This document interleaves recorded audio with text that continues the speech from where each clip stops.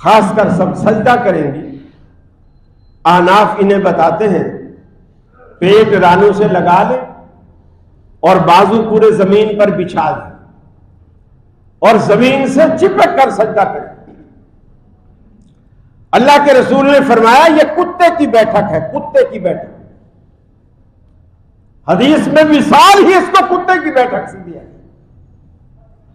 کتا اسی طرح بیٹھتا ہے، پیٹ زمین سے لگا لے گا، آگے کے بازو کوہنی تک بچھا لے گا، پھر بیٹھا رہے گا۔ رسول اللہ کا طریقہ کیا ہے؟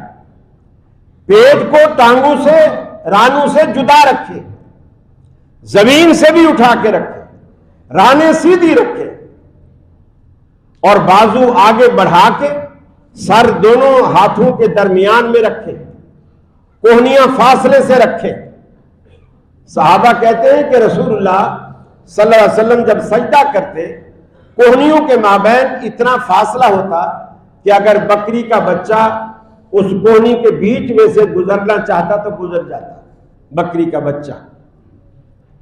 ہاں جماعت میں سب بدی میں اگر اتنا لوگ مل کے کھڑے ہوتے ہیں اور اس میں اگر کوہنیاں نہیں پھیل سکتی وہ ایک الگ عذر ہے، لیکن جب بھی آپ اکیلے نماز پڑھیں گے اس سنت پر عمل کریں گے اور اسی کے مطابق نماز پڑھیں گے۔ بہت سارے لوگ نماز پڑھتے ہیں، بہت سارے پڑھتے ہیں،